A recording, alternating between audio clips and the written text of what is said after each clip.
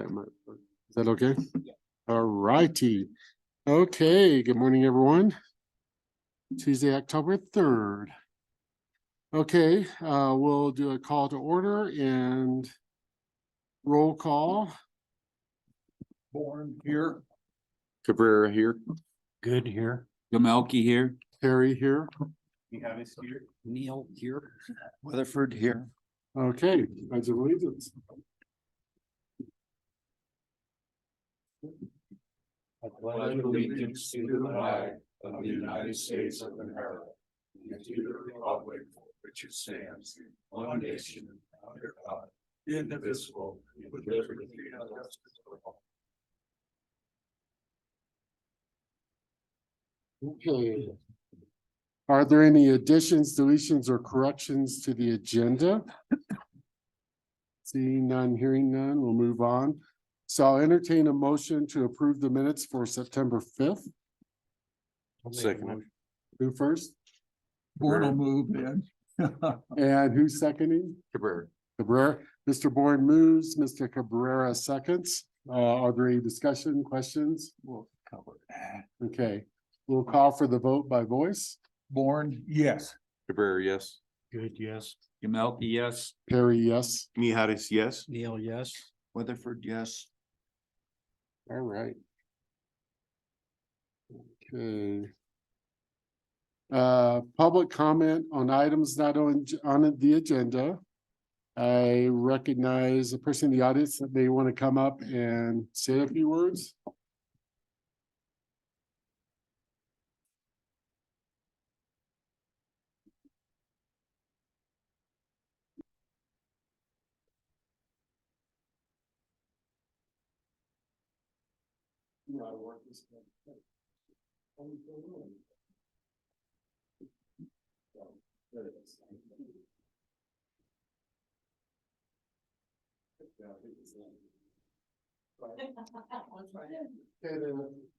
Debbie Mills. No. Yeah, yeah. Check. This will work That one works, right? for you, Debbie. The chair recognizes Debbie Miller, Executive Director or President of the Chamber of President. Commerce. With Greater Woodland Park Chamber of Commerce. I'm sorry I didn't bring a written dialogue as I did at City Council, but I do want to come before you today and talk to you about the candidates forum that we are hosting on Monday, October 9th. It will be at the Cultural Center. Doors will swing open at 4:45. The event will begin at 5:30 and will run till 7:30. And so we want to invite each and every one of you to come. I do want to give just a little bit of back history. We typically do our candidates forum here in this room. Some of you have actually sat under that. I believe Councilman Neal, you sat under one of our forums before, but knowing the importance of this election, we felt we were going to need a bigger room.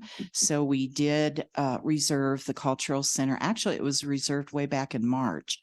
The public notice went out on our website in June. Candidates could not be invited until their petitions were ratified on September 5th. And at that time, all 6 candidates were invited to attend. We're looking forward to this. This is something we've done over the last 17 years. We are thrilled to have Carol Harvey as our moderator. Carol has done several of ours. We've actually had 4 moderators over the last 17, 18 years. So we invite you to come out. It will be, we have a media company coming in to film it. It will be filmed that evening. It will not be live, but it will go online the next day. So we invite you to come and participate. Thank you. Thank you, Debbie. Any other public comments?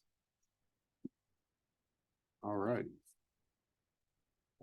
Any unfinished business? None. Okay. New business. We get a TAVA update from Mr. Weaver. Good morning, everybody. It's 34 degrees at my house this morning. 34. Nice. Felt good. Good. Okay, 2 things that are really going on right now, the submittals to the city. We put in for our preliminary plat. We're awaiting some comments from that. So that process is fully rocking and rolling with the city. So we'll see how that goes, what comments we get back, but we're anticipating that it's going to be a great interaction for that. The other thing that's happening is there's going to be some fill dirt that's going to show up at the site. Do you know where, so Saddle Club Center intersect there, just south of that is where there's going to be some fill dirt. So Core Electrics got a project going and we're getting some free fill dirt for that. So that's Nice. in play as well. I think that's it. I heard rumors of a traffic study. Oh, yes. Oh, yes, we have the traffic study. We've gotten all those things, like you, Queued up. Mr. Chair. We've gotten all those things to get to the city, so they're reviewing that as well. Awesome. Any Okay. questions? Any questions? Are we still on target for kind of like a March official break ground? Yes. Yes, March, April. March, In that April. time frame. Yeah, I got to hedge a little bit. Yep, yep. Okay, Okay, thank you. great. Thanks, guys. And I heard there's a supplemental from Mr. Wagoner. Wasn't ready for this, but good morning. Good morning. Anybody ever heard of Michael Martin Murphy, Western singer? Song Wildfire, and what have you? Well, been working with a partner to try to bring his Westfest resurrected from the grave, if you will. Westfest, American Westfest was a festival each summer held generally at Copper Mountain for a number of years, maybe 10, 12 years, and then got mobile, bringing in big name acts, Western stars, country and Western poets, Native Americans putting up performances and the like, fine arts auctions, bringing a lot of people into Copper Mountain, 10 to 15,000 people a day. Been working with Michael to bring Westfest to Woodland Park, starting next July. We've got dates reserved. We're in its infancy stage on the development of this, but with little effort and hard work and sponsorship, we're gonna get this done and maybe start a new tradition for town. So just wanted to give you guys a heads up for those that I haven't mentioned it to. Don't ask for details yet. We don't have them.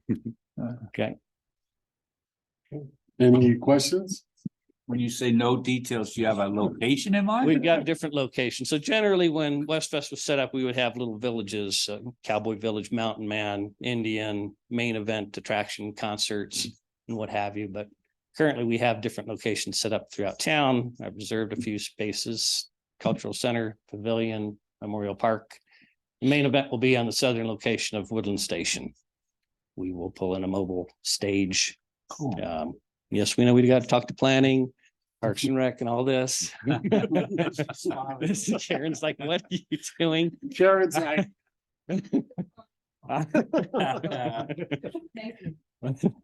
But yes, no, we plan on talking to everybody and doing it right. We want to bring something special to town, maybe a few more bridges between people and the different factions of the city. So, Derek, that was July of 2024 you're targeting? yep. And then another question, when you say sponsors, does that local business, can you tell me what you think that All might right. look like? So for the bigger name concerts, if you will, A-listers, we will be reaching out. My contact, my friend, associate now, thank you, Tony Perry, for introducing me, Dana Hunsinger. She is in the Nashville circuit, lives here now in Green Mountain Falls. And she will be reaching out to larger sponsors, but I will be reaching out more for the local community and the county, because this is going to be a community effort Yeah, to get this done. The thought is to have Michael perform just a song or two, maybe the national anthem or something like that during Symphony Above the Clouds, which is going to be held on the 4th. Westfest kicks off the 5th, 6th, 7th. For those that don't know, July 4th on a Thursday next year. So we'll have Friday, Saturday, Sunday for chaos. Yeah, I'll add, I had the opportunity to walk Woodland Park pretty much with Mr. Murphy. A couple of interesting things that I think are of note and of value to the community. He has a couple of passions. One is wildfire protection. And so typically in his West Fest, funds are set aside that are granted to a local fire district like Netco as part of the proceeds from the concerts. Because he has a passion for that. He also has a passion for keeping cowboy history, what he would call true cowboy history, alive. And so he's really fascinated with our library, with the UPass Historical Society. And so there may be some element that he wants to work in with respect to that. So what I'm seeing from afar is arrows going in every direction. And this is a very short time period for an event like this, but they've done it so much that they know the equation. It's just a matter of pulling all the pieces together, if I'm interpreting it right. Is that fair? Yeah, what he said. Anyway, so yeah, so looking forward to see how that emerges and let us know, you know, obviously we're a forum for getting the word out, and you have a lot of business people up here that potentially could be some sponsors for you, but definitely keep us updated.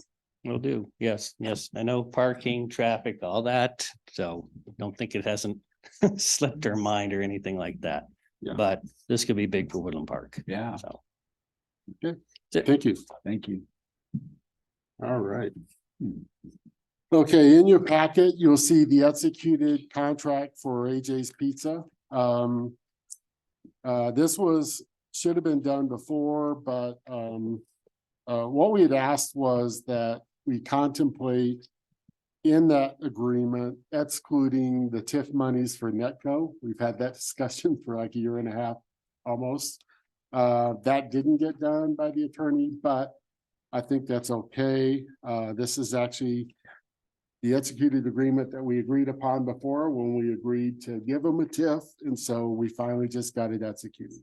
So once, you know, if you ever have any questions or want some clarification, it's what I would say of all the TIF agreements I've reviewed, this is pretty thorough, definitely complete. And our attorney, Mr. McCaskill, did a very good job on it, in my opinion. So any questions on the agreement? Okay. So that goes into the official record. So Netco grant. So one of the things, since we didn't get the kind of TIF monies excluded from the AJ's agreement, which is kind of our thought process, we have a question out to our attorney. Back in 2009, the DDA gave what they called at the time Main Street grants to businesses in the district. And the purpose was to provide them with a little grant to incent them to paint their doors, to do a little work. And then that was kind of added on to with respect to the Main Street project. But, you know, it basically the DDA, as far as I could tell, has the ability to do grants. Now, just because we've done it in the past, I don't make assumptions that it was actually proper or legal. So we've asked our attorney to verify that the DDA in fact does have the ability to provide grants for various things. And so awaiting that answer, I would like to propose that we contemplate giving Netco a grant. You know, we've asked the county for an accounting from every district and what monies that we take from those districts in terms of the TIF monies. The rough number I've been given for last year for Netco is that we basically, if the DDA didn't exist, they would have gotten another $140,000 into their budget as part of their revenues. And so I would like this board to think about whether we have an appetite to provide them with a grant. I have a number in mind, but I think until we get the answer on Whether we can or not, we'll reserve that discussion, but I would ask each of you to contemplate that. And I think it would be a nice token, because here's the theory. There are other districts. There's the school, there is the library, there is the city, there is EMS. But Netco, every property that's gone up, whether it's Natural Grocers, whether it's Microtel, do you know that, and I think this is still true, we built the Microtel and we don't even have a fire truck, a ladder truck that can actually support that hotel, because we don't have a ladder truck that goes up high enough. That's kind of a problem. So we've been taking away monies from Netco and building businesses and renovating businesses within the city. And so we built a hotel, we built Natural Grocers, we built this or that. We're about to build Tava. They still need to protect it, but they're getting no monies to protect it from those additional revenues. So I think it's appropriate to contemplate it if we're allowed to. And I think the city's getting us, we think that our current reserves are somewhere between, and I'm gonna give you a big round number till we get down to exactly, probably somewhere between 800,000 and $1 million. That's in our savings account. Okay, so we have the monies. I think it would be appropriate. So I'm gonna advocate strong and try to convince you, but hopefully after you think about it, it makes sense. Okay. Tony? Yes. Just, in my memory, it seems like it was, the Main Street was done to enhance the beauty of the district and Correct. to head off blight and stuff like Mhm. that, which is kind of the mission of the DDA. It is part of the mission, correct. So, as far as just a grant Mhm. per se, I'm not sure that falls under the same kind of, I'm not sure what our, Well, the initial read is that we have fairly wide latitude. For instance, we can see a building that we think needs to be removed. We can actually acquire it and free up that space if it furthers the mission. So, the attorney will opine on that.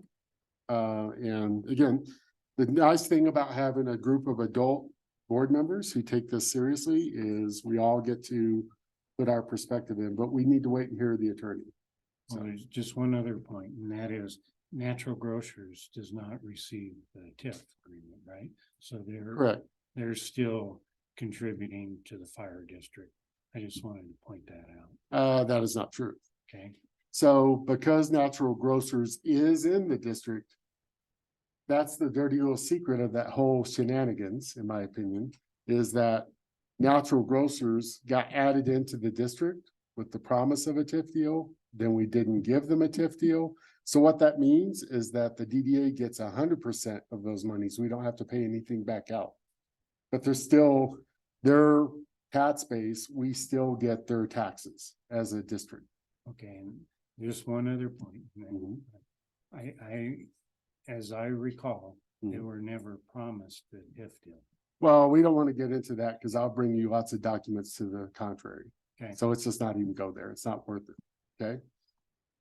So that's old news. We're moving forward. Anyway, so I want you to be contemplating it. We will bring, if the attorney says we're okay to do it, I will be pushing hard for it because I think it's the right thing to do. Back in the day, for years, both Netco and EMS came to every meeting, begging and pleading to the DDA to give them some kind of recourse back. And the DDA was like, don't even talk to us. I don't think this DDA board, from what I can tell, has that same attitude. We recognize the importance of fire protection. We recognize that we are, by the nature of being constituted as a board and taking tax monies, that we are putting more stress on fire district than we're helping. So hopefully the attorney tells us we can give them a little bit of relief, even if it's just an amount, obviously, we can't refund them what's been taken away, but we can validate that what they're doing is important and we can help add to their revenue bucket, in my opinion. Okay. Any discussion, comments? Okay. Okay, so, if, you'll look, when Eric, Mr. Cabrera gives the, treasurer's report later, you'll see that, as a matter of fact, we handed out at the last minute, we just got it yesterday, through September, the current budget to actuals. And you'll notice that, we're not at 91% of budget on legal. We reached out to our attorney and asked if that was sufficient to get us through the end of the year. He stated it might be better to allocate additional monies just in case. And so what that means is that doesn't mean we have to spend them or we're going to spend them. It just means that right now, the city is in their budget season. And so we don't want to be a hindrance to their process. So what we're asking for is a motion to approve increase in the 2023 legal budget by 5,000. And that more than enough should get us clearly through the end of the year. We probably won't spend it.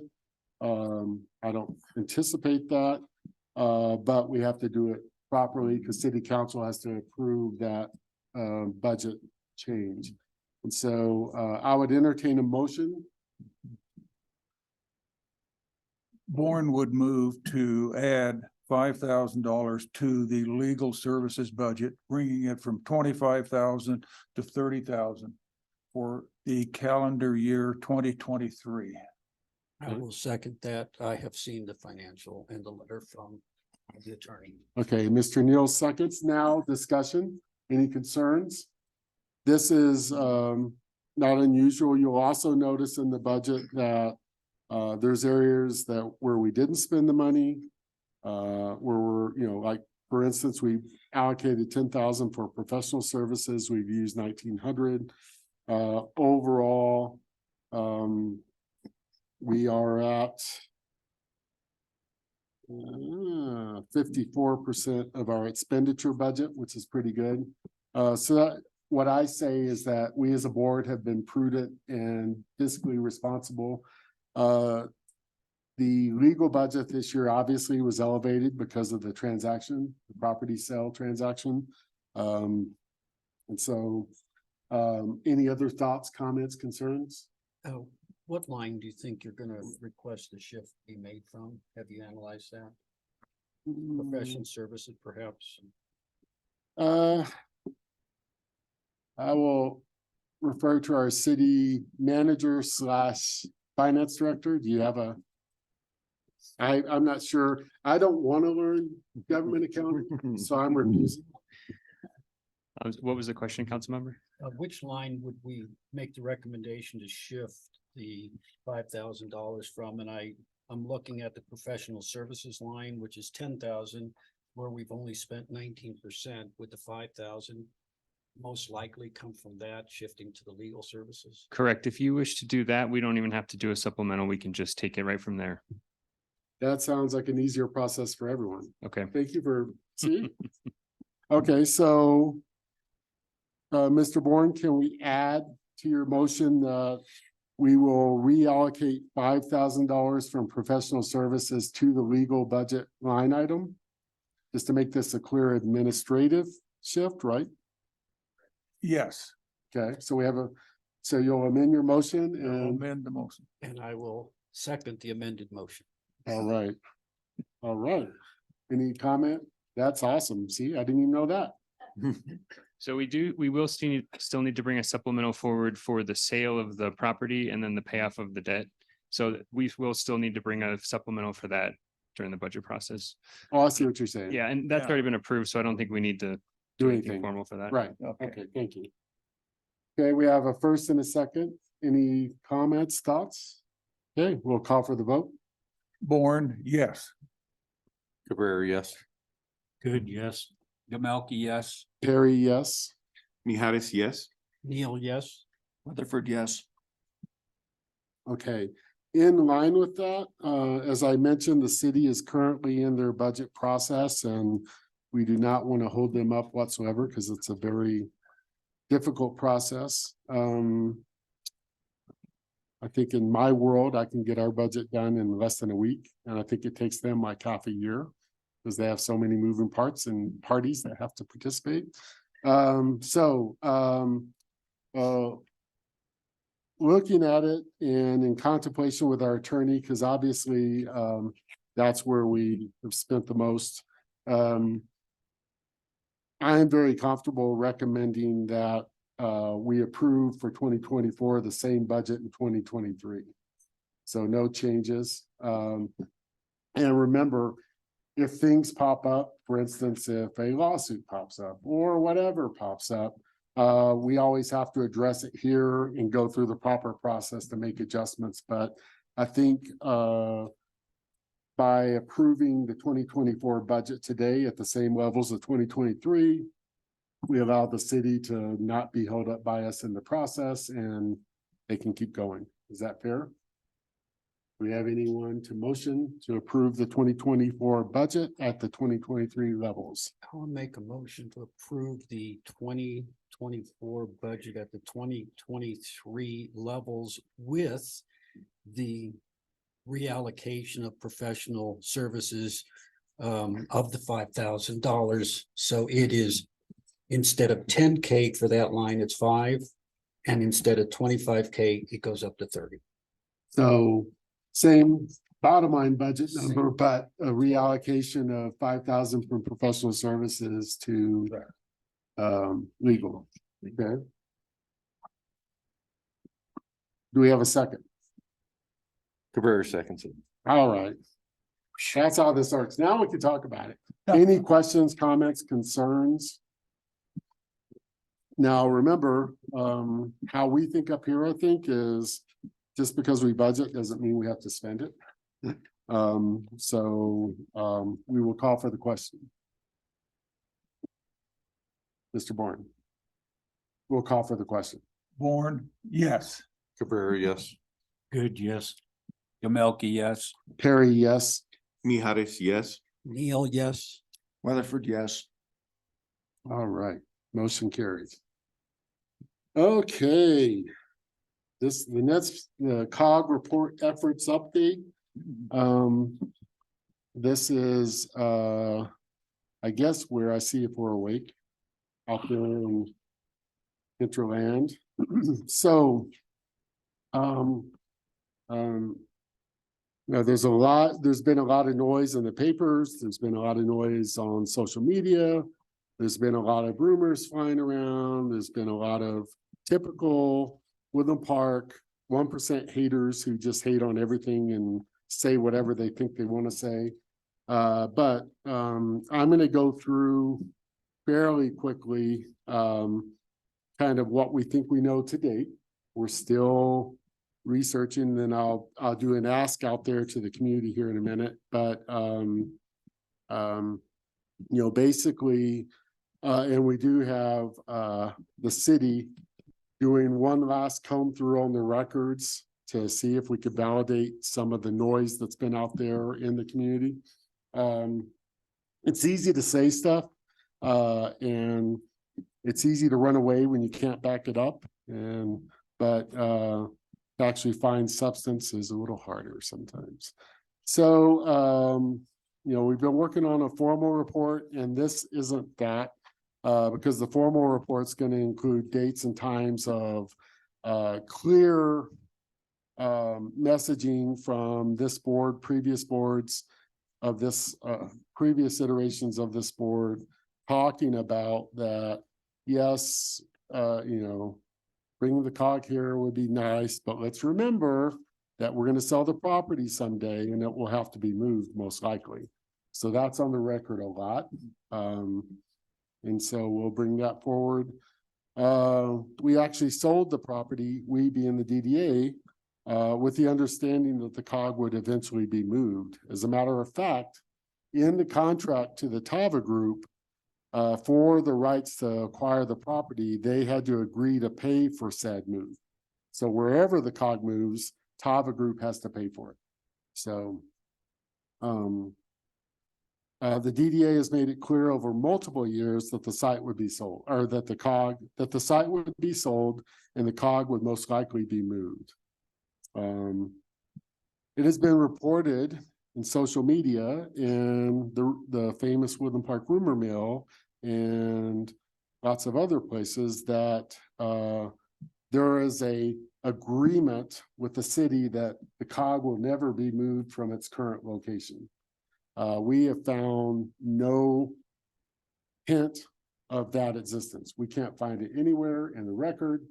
Can't find it. And that's where the city's going through all the resolutions, because what we have found is that we do have a document. The copy we have is signed by Mayor Hillary LaBarre, and it's signed by former DDA Chair Mary Jo Larson. It is not signed by Donna Finnicle, who is with the Ute Pass Historical Society. She says she has a signed copy, but she hasn't been able to produce it yet, and I believe her. But basically, that one pager says that the ownership of the cog is now with the City of Woodland Park and the Ute Pass Historical Society. That's all it addresses, is the ownership. Doesn't address the site, doesn't address its location. It just says that the City of Woodland Park and the Ute Pass Historical Society now own the cog, and I believe that. I believe Ms. Finnicle, and I have the other signatures to verify that. The Carter family stepped up, Mr. Carter, and paid $12,000 to move the cog. They renamed it was a Cog Car 15, which has a storied history on Pikes Peak. Our local historian Mel McFarland did a nice article on. I think I provided it at a previous meeting for your enjoyment. It was renamed Myrna in memory of his wife Myrna Carter, and was transferred to the site November 23rd, 2019. Now, there are people out there on social media and otherwise saying it's been in Woodland Park forever. It's historical. You know, I claim foul. I'm sorry, it went up Pikes Peak for a lot of years, and there's a regional attachment, if you will.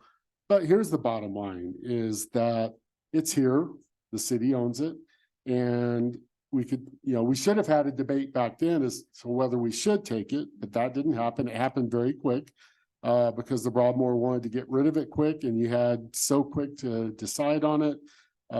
Former council member Saulnier, Ms. Larson made it happen. So the reality is the city owns it. Ute Pass Historical Society owns it, I think, and we allowed Mr. Carter to pay for the move. Now, it's been stated that he paid for the move because the DDA didn't have any money to pay for the move, which is also patently false if you look at the record and look at the budget of the DDA at the time. Irregardless, it's here. And so, as we've been talking about for over a year and a half, now that it's here, it's our duty, it's the city's duty, it's Ute Pass Historical Society duty to honor that it is here, and we need to make the most of it. We need to honor Mrs. Carter. We need to make it an asset for the community, not something sitting disparate off wherever. It cannot stay on the current site because that's where the Tava restaurant is going. I'm sorry. We've known that from the beginning. So that's reality. And there's nothing in the DDA record, and so far nothing in the city record that would state otherwise. So we still are researching because we want to get this right. Our intent is now if an agreement comes forward out of the blue that says that it will never be moved, we'll deal with it. But I'm pretty confident that we're not going to find said agreement because there's no discussion, history in the record, and this is a public entity. We are, we don't do things behind closed doors in our community. So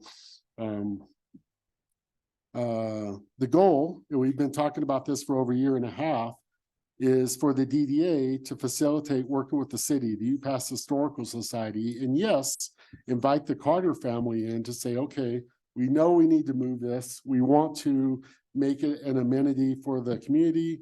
We want to continue honoring Miss Carter. You know, one of the things I learned in this process is she did have an affection for that site.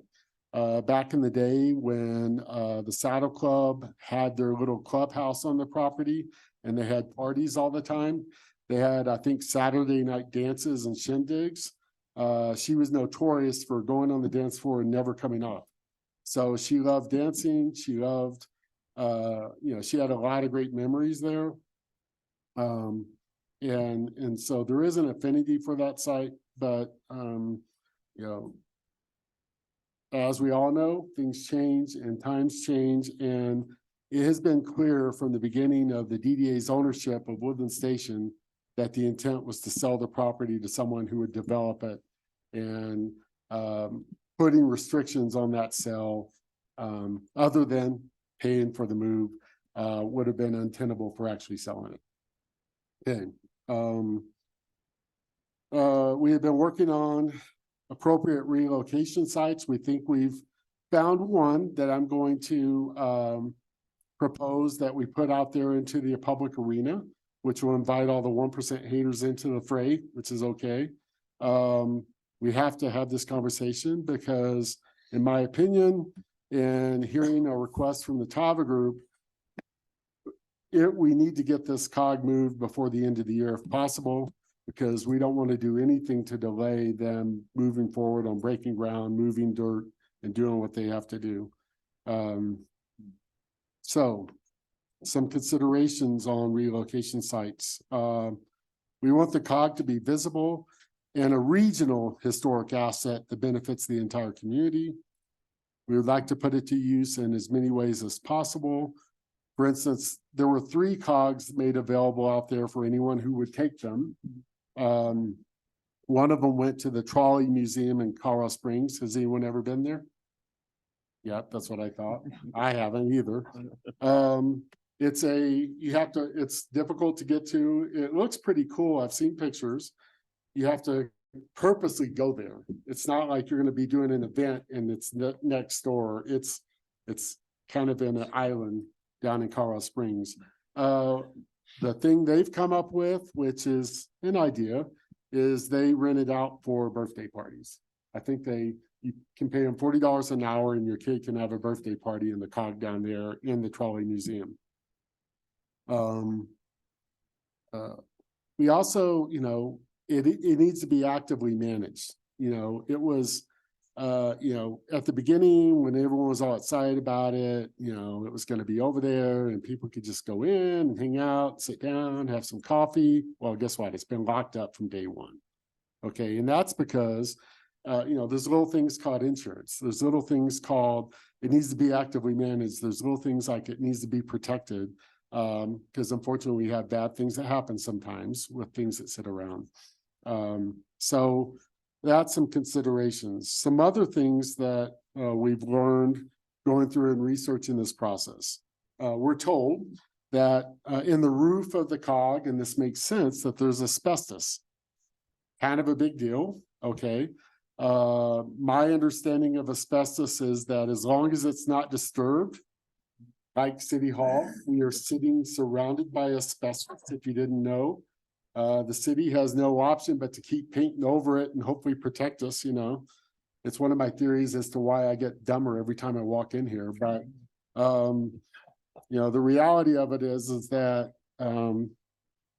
it looks like there's asbestos. And it makes sense because this went up Pikes Peak every day in cold days and warm days. And it's one of the things they used for insulation back in the day when this COG was made, right? So there are implications there. You know, I know the city's exploring it. They have it insured in general, but if we start using it as an amenity, we need to find out, can we get it insured? We're going to be reaching out to the Trolley Museum and asking what kind of insurance they have and what research they did on it and what they know about it to make sure that it's safe. We're not gonna put kids in there or people in there unless we know it's safe, right? Also, to be used as a real amenity, we need to see if we can bring utilities to it. Can we bring electricity? Can we bring some heating or cooling source that doesn't disturb the asbestos? All good questions, right? We do think the City of Woodland Park and Ute Pass Historical Society on the COG. And so we have some ideas, for instance, as a matter of fact, let's go ahead and just pass this out.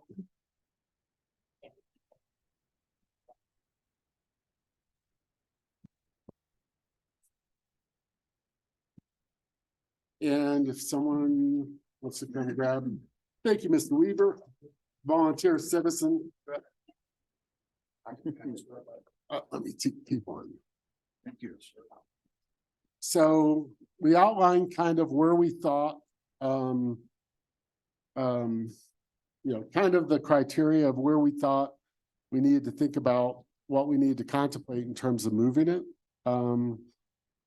So far, we've landed on maybe the best place to move this to is over basically in the parking lot by the cultural center, in front of the stage over there, by the library and the Ute Pass Historical Society. The concept potentially is that the manager of the cultural center who manages all the activities of the cultural center, they could also manage the schedule of the COG, assuming we can actually do events in it. They can manage that. We can imagine the Ute Pass Historical Society, we're having a mountain artist event over there, and the Ute Pass Historical Society, to get more visibility, bring in Mr. McFarland and do 10-minute historic talks where people can stream in for 10 minutes and listen to him talk about the history, and then make it an amenity for UPHS's sake, and for anyone out there who hasn't been in their little museum, they do an amazing job on a shoestring budget. I do know that our new grants person at the city has, I think, been successful in procuring some grants for them for the first time probably in their history, which is awesome because it's an amazing amenity that I think most of the residents of Woodland Park don't even know about. I would highly encourage you to go over and check it out. And then the library, we can imagine that they bring over some kids for story time and they get to sit in the COG with little cups of ice cream, So there's all kinds of ways, if we can open it up and use it for the public, we need to open our imaginations and find all the ways it can be used, and let's leverage it as much as possible. And I will also argue that in that location, with all the events that we do there, with the traffic that goes there, Mrs. Carter's legacy will be seen by more people than ever. Right now, every time I drive by the COG now, I always look over back and forth. And yeah, every once in a while you'll have a family of 5 that walk from their car and walk over to see what it is, but it's not like it's being utilized or that it's being maximized in terms of its exposure in a positive way for the community. So, I think, and I'm gonna, this isn't a DDA decision. We don't own it. We're just doing the work to try to help get this going for the community.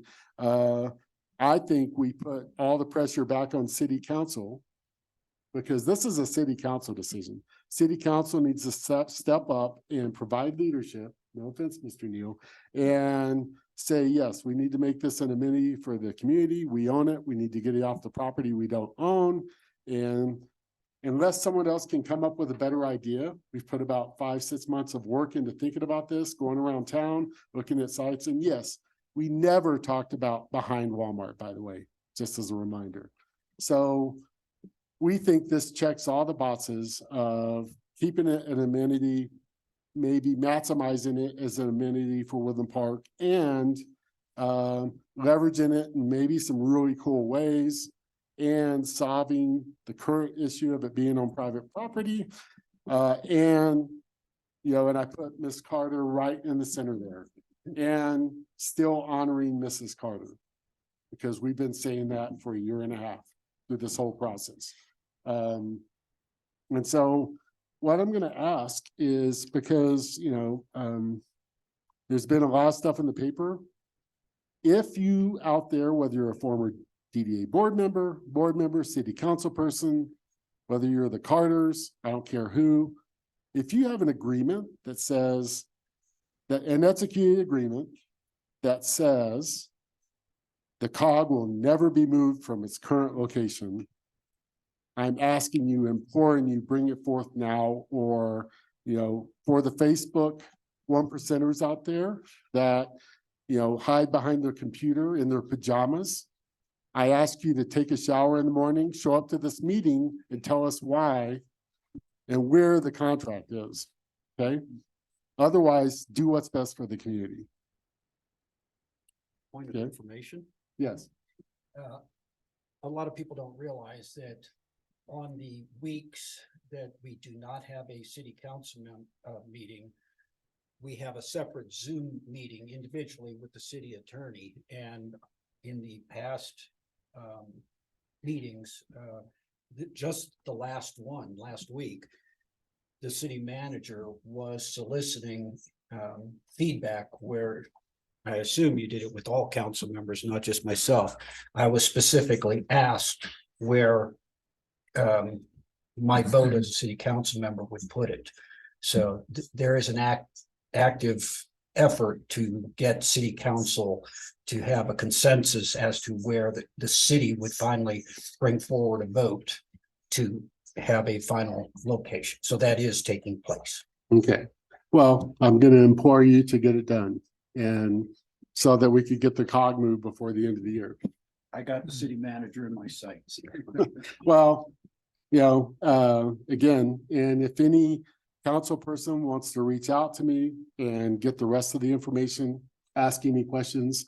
Unfortunately, I've spent a lot of my life over the last 6 months researching this ad nauseum. I'm tired of it. It's time to get it moved. It's time to move forward. So, Mr. Chair? I yes, have a question for you. Would it be out of line to put a timeline we can't set a do date. anything. We don't own it. to get this? We just know that, let's put it this way, if the council doesn't solve this, we're at risk of being sued by the property owner that we have a contract with, that they can move it. So, Mr. Neal, I refer to you. Has the city council set a timeline to have this, all the information put in and put this thing to bed? We haven't at this point in time, the city manager, were you successful in getting input from all the other council members? Not yet. Not yet. Because it seems like a lot of the work is being put onto the DDA, and if the city owns it, and the Historical Society, let's just get this thing moved. Guess what? The DDA is providing leadership right now. Sure. And so we're just And I can asking for appreciate that. execution. Yeah, I'm just saying for the benefit of, the Carter family, yeah, it's obviously causing them grief. yeah, We don't have any ties to the property. right. Besides the fact we sold it to the Tava group.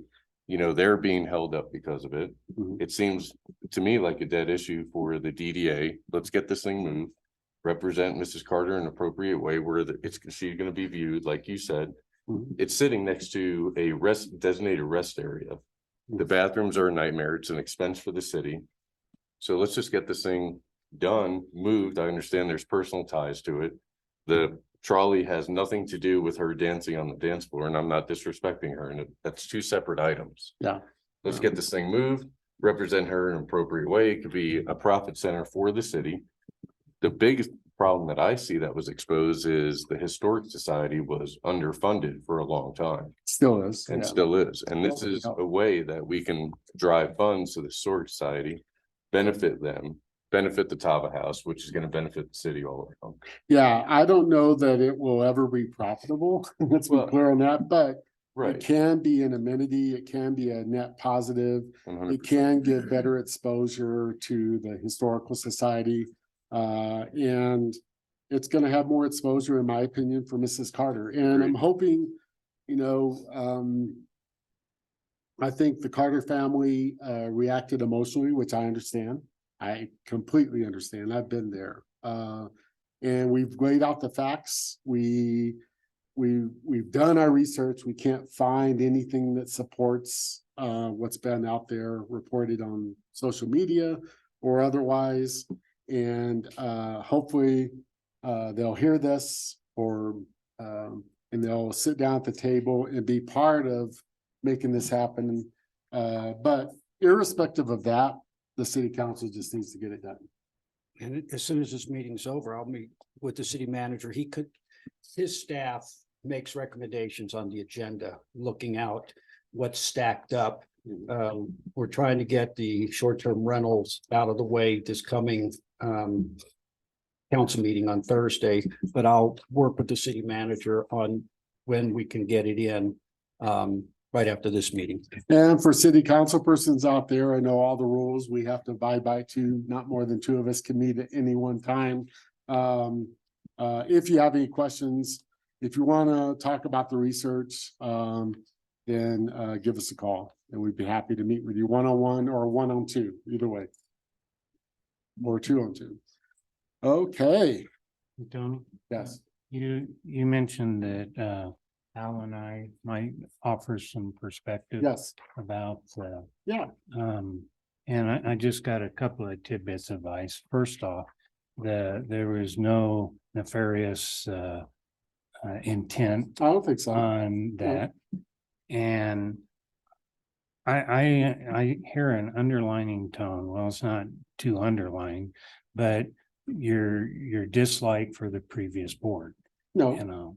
no. Yeah, and I see that very much. Okay. And I object to it because that was a very good board set in place and things were done with intent to do the right thing. Now, the COG was presented not by the board. We didn't seek it out. It was city council suggested that would be a good place for it and all, and they approached us about it. So there was never an intent. The intent was to actually leave it there forever. Not if you look at the DDA record, that's incorrect. Yeah. Go review the minutes. No, it was never intended to be moved. Go look at the minutes. So here's what I'll say on that. I'm not saying anything nefarious. I think I know exactly how this happened because I've had conversations in the last 6 months with Mr. Saunier, who was the councilman at the time. So Paul Saunier, former city councilman, who I like a lot, he saw the opportunity. He got with Mary Jo.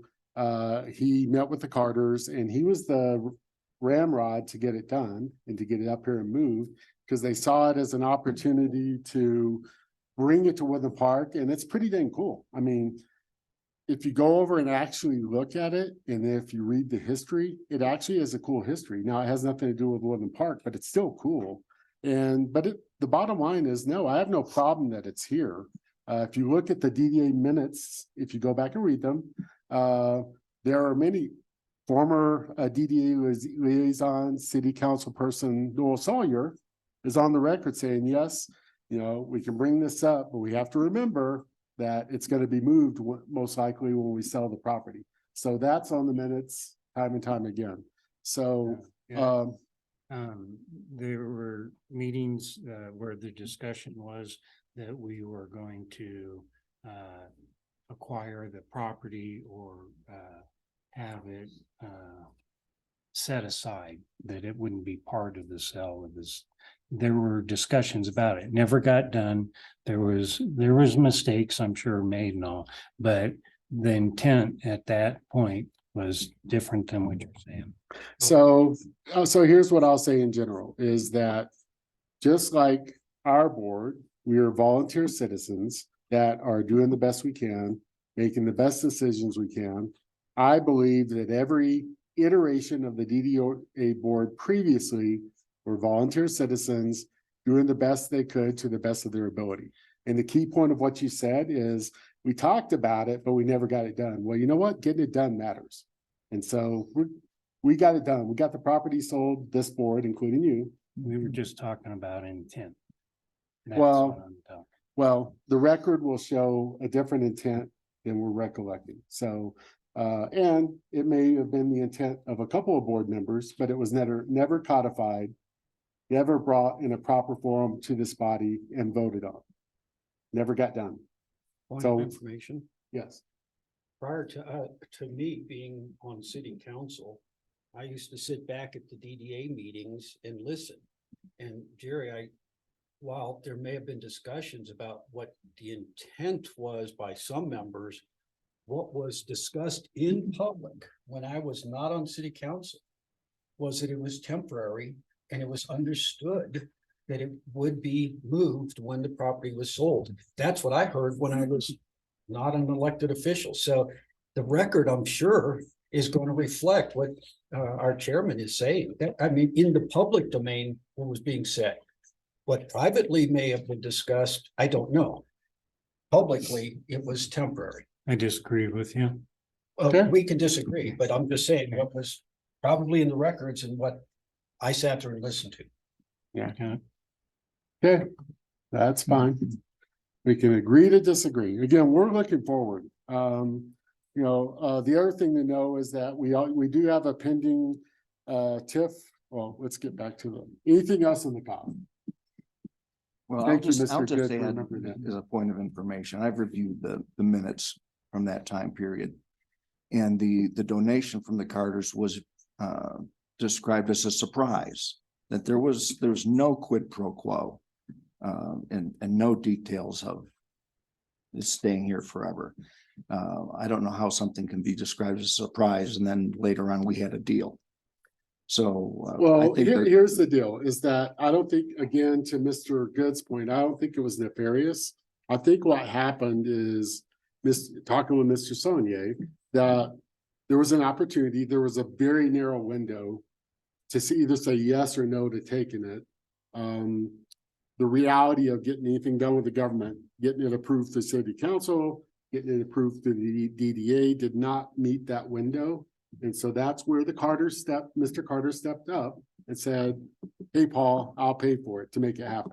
Okay, so I don't think it was nefarious. I think was suggesting that. I know, I'm just saying, we're still replying to Mr. Good. I've got one. I think the reality is that it was like a narrow window. Mr. Carter wrote the check to make it happen.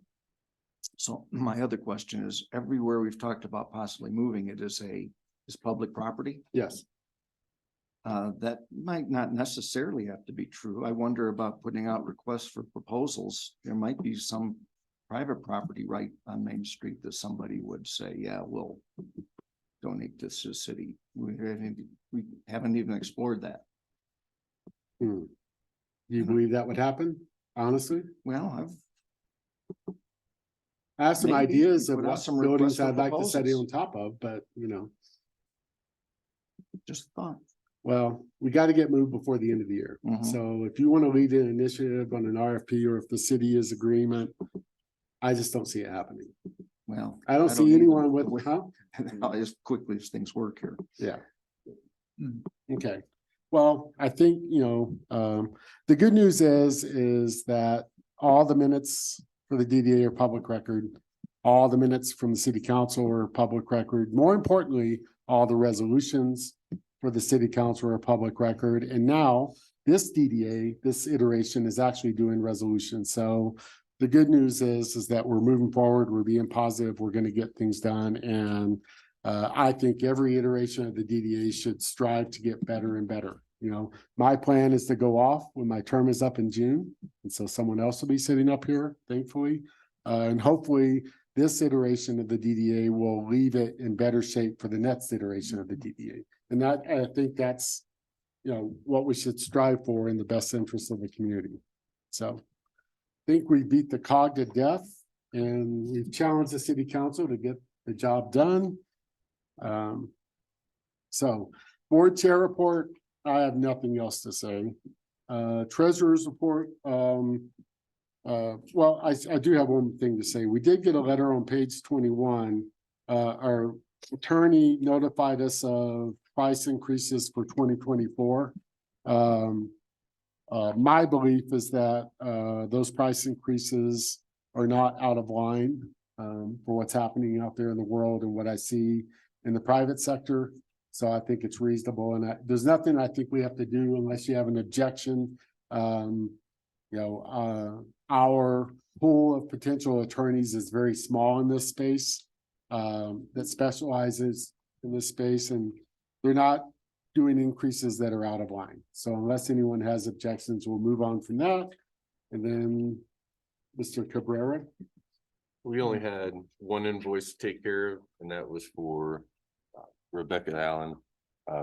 Typical administrative, same as it last month, $200. It was approved by me and Mr. Perry, and that's it. We're sitting pretty good. Yeah, and Did we miss one in July? Is that yeah, what we that is? did miss July, because remember we skipped the meeting. We did. Yeah, so I'm sorry, it's on page 23. So No it's actually problem. I $400 because we did a catch up for her. We did. Yeah. We had the July. You signed that as well. Yep. so. Okay. And then I think anything you want to point out on page, the last page, the budget, the one in the packet goes through August, and I think we passed out the one that we just got yesterday from the city through September. Again, do you see anything, Mr. Cabrera, that concerns you on the budget? No. No, we just went through and approved for next year. So Yep. it's good. Okay. Board members, this is your shot to talk about whatever you want to talk about. So let's start with Al. Anything, Bourne has nothing additional. Mr. Cabrera, Cabrera has nothing additional. Mr. Good? I just wanted to inquire, I'm not receiving notices about the agenda or anything No, on neither the, am I. on the email site, so. We used to get, From the the- city site, it's not alerting you? we used to get the No. agenda like a day or two before. So we could Emailed look to at us. it and Yeah. email. Oh. Not being emailed to us. Okay, okay. Well, I'll talk to Rebecca. It is posted, it was posted last Thursday or Friday. And she used to post. So here's what I will say, and I'll make this, and I'm sure Ms. Betterman knows. On the city site, you can sign up to be notified when the DDA materials are posted. I would ask each of you to do that. That's an easy way to do it. And then we'll also ask the admin to go ahead and send it out additionally. So you'll be covered in both places, but I'm gonna ask you to go to the city site and sign up for DDA meeting notifications for materials and otherwise. Okay, so thank you for bringing that up. I did not know that. Okay, anything, Mr. Gamelki? No. Mr. Mihalis? The only thing I have is, we have an outstanding invoice for Rampart surveys from back in March that I submitted at one time, $200. So for developing the legal description when we were going through the process of doing the DDA, so I'll submit that again Please. to you guys and we can get that taken care of. Yeah, how did we miss that? I don't know, I submitted it back in March, but Hmm. it just got lost in the paperwork. Oh, we are government. I'm sorry. That's okay. It happens in the bank too. And I apologize for that. That's on me. Yeah. I Mr. have Neal, nothing. Thank you. Mr. Weatherford. Nothing else. And I want to go back to Mr. Weatherford's point. I mean, I'm all about free market and he is exactly right that it never occurred to me that there might be some private entity out there that would love to help, but I don't know. So you're saying that a asset owned by the city and UPass Historical Society, that a private party would allow it to be placed on their property? Yeah, essentially, Okay, possible. okay. Okay, Just have a hard time, thinking my way up and down the street there. I can Where that could imagine be. how long it would take the city attorney to figure out how that could even happen. Yeah, I'm sorry. Yeah. I mean, I'm serious. I'm serious. I wasn't joking. Okay. You Okay. have to go ahead, I would imagine, and if that did occur, then you would have to designate the land that's allocated to it Mhm, for that specific site. Then you'd have to do a subdivision mhm. Well, the in city order knows to how to be do able to that. deed it. Yeah. So that's a lengthy period of time and we need to move it faster. But it also goes back to insurance. As a private yeah. property owner, there's no way I would enter into that kind of agreement. Sure. There's too much liability, period. Yeah, and that's why you'd have to have the private property. Yeah. Designated. It has as to be public. carved out. Have to carve it out, yeah, Yep. yeah.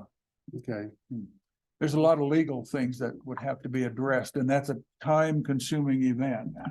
Yeah, I try to live in the real world of what can actually happen and be executed and actually not talk about it, but get it done. So Yeah, I just don't see it. And I'm not gonna spend any time on it, but if you want to, I got enough to do. okay, that's fair. So if anyone wants to spend time on it, please do. I'm not going to. Yeah. Okay, anything else?